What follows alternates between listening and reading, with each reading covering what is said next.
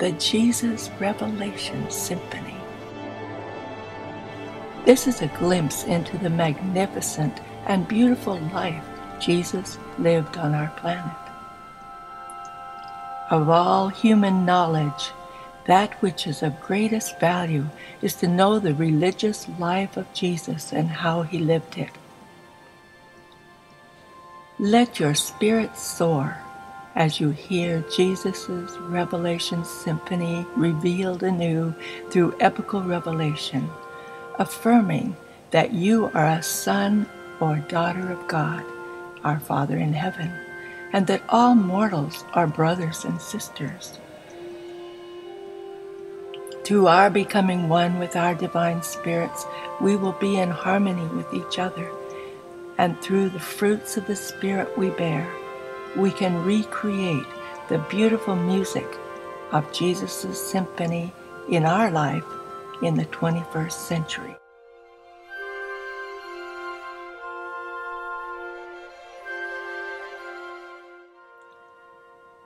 This is a special announcement coming to you from the Universe Administration. Our beloved Sovereign has been born as a babe in the village of Bethlehem in Palestine on earth. To average Jewish parents he's been born. Joseph and Mary are their names.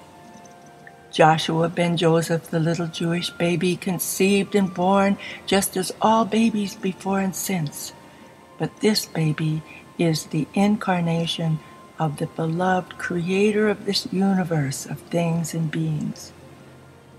He was a union of the two natures, the human and the divine.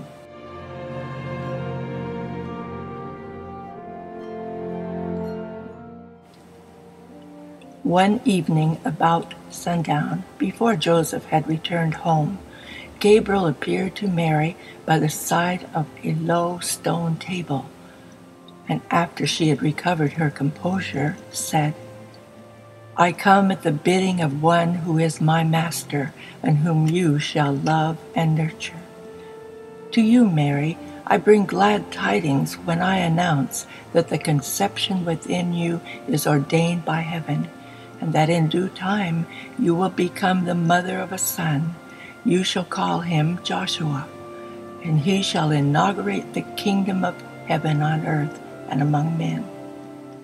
Speak not of this matter save to Joseph and to Elizabeth your kinswoman, to whom I have also appeared, and who shall presently also bear a son, whose name shall be John, and who will prepare the way for the message of deliverance, which your Son shall proclaim to men with great power and deep conviction. And doubt not my word, Mary, for this home has been chosen as the mortal habitat of the child of destiny. My benediction rests upon you, the power of the Most Highs will strengthen you, and the Lord of all the earth shall overshadow you."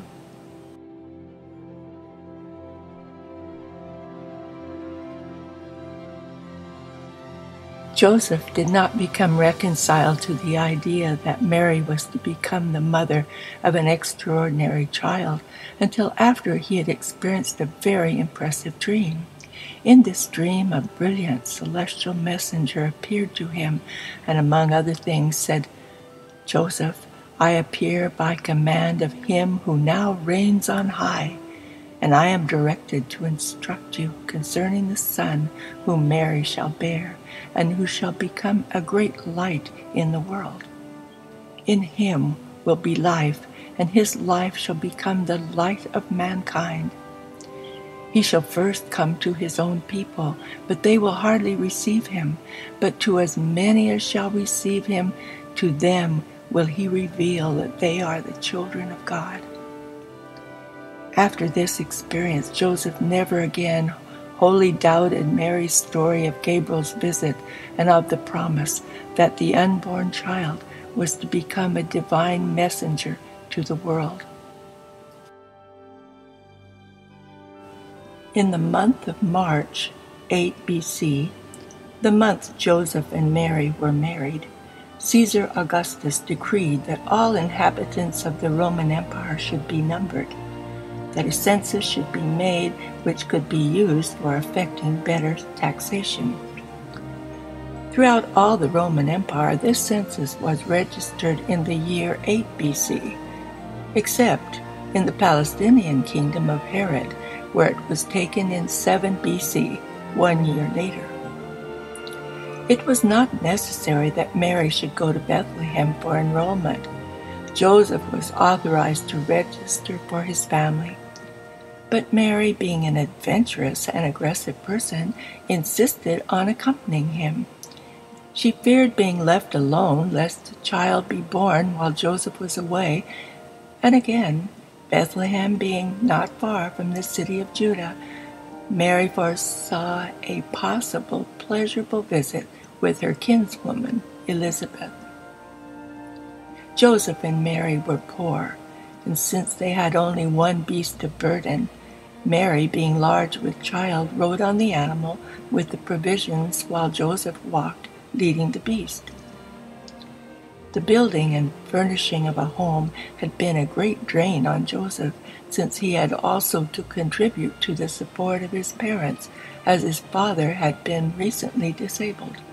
And so this Jewish couple went forth from their humble home early on the morning of August 18th, 7 BC, on their journey to Bethlehem. The first day of travel carried them around the foothills of Mount Gilboa, where they camped for the night by the river Jordan and engaged in many speculations as to what sort of a son would be born to them. Joseph adhered to the concept of a spiritual teacher, and Mary holding to the idea of a Jewish Messiah, a deliverer of the Hebrew nation. Bright and early the morning of August 19th, Joseph and Mary were again on their way.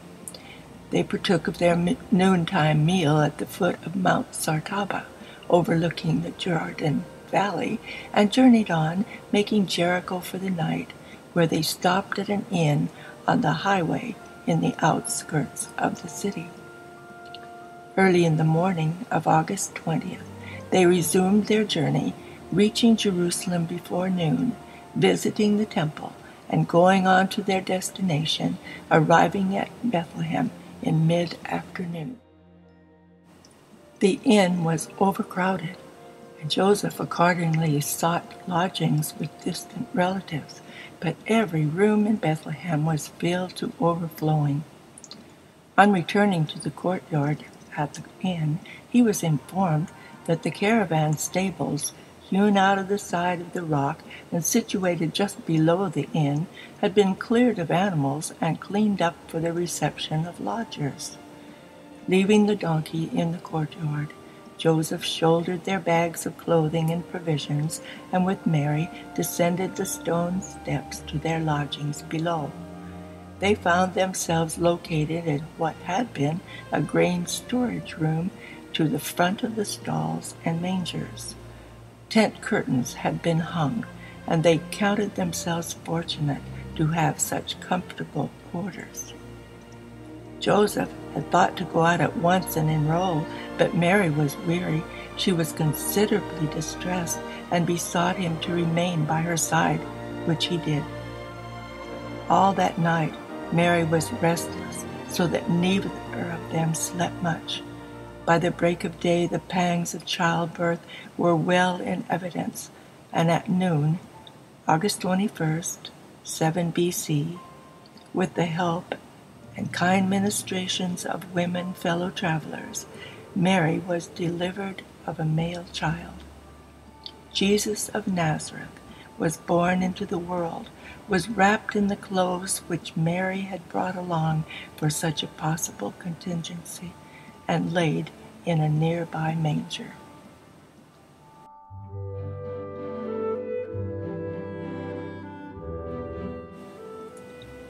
When the time was right, Joseph and Mary went up to the temple at Jerusalem in person to present Jesus to the priests and effect his redemption, and also to make the proper sacrifice to ensure Mary's ceremonial purification from the alleged uncleanliness of childbirth.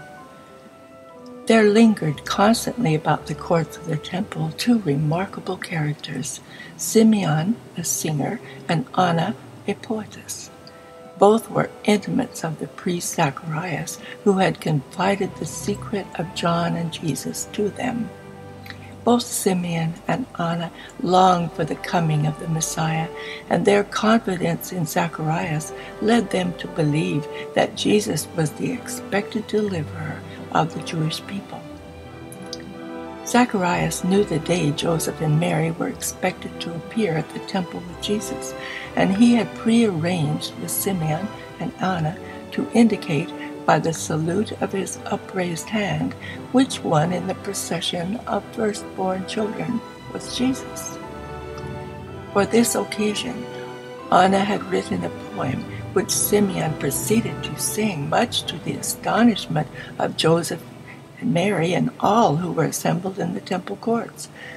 And the hymn Simeon sang ended with these words: "Yes, and you, child of promise, shall be called the prophet of the Most High, for you shall go before the face of the Lord to establish his kingdom, to give knowledge of salvation to his people in the remission of their sins. Rejoice in the tender mercy of our God, because the day spring from on high has now visited us, to shine upon those who sit in darkness and the shadow of death, to guide our feet into ways of peace. And now let your servant depart in peace, O Lord, according to your word, for my eyes have seen your salvation, which you have prepared before the face of all peoples, a light for even the unveiling of the Gentiles, and the glory of your people Israel." When, after more than a year of searching, Herod's spies had not located Jesus, and because of the suspicion that the babe was still concealed in Bethlehem, he prepared an order directing that a systematic search be made of every house in Bethlehem. Zacharias dispatched a messenger to Joseph, and the night before, Joseph and Mary departed from Bethlehem with the babe for Alexandria in Egypt. In order to avoid attracting attention, they journeyed alone to Egypt with Jesus. They went to Alexandria on funds provided by Zacharias, and there Joseph worked at his trade, while Mary and Jesus lodged with well-to-do relatives of Joseph's family. They sojourned in Alexandria 2 full years, not returning to Bethlehem until after the death of Herod.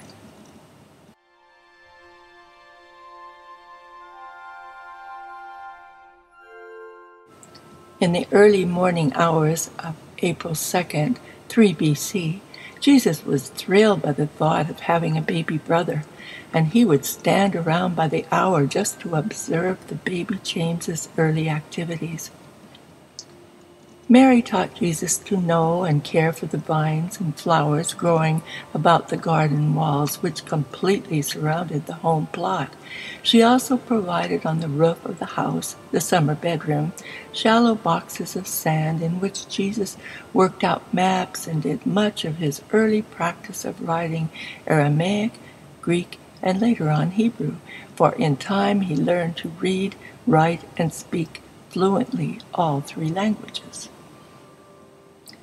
It was therefore the custom for Joseph to take Jesus out for walks on Sabbath afternoons, one of their favorite jaunts being to climb the high hill near their home,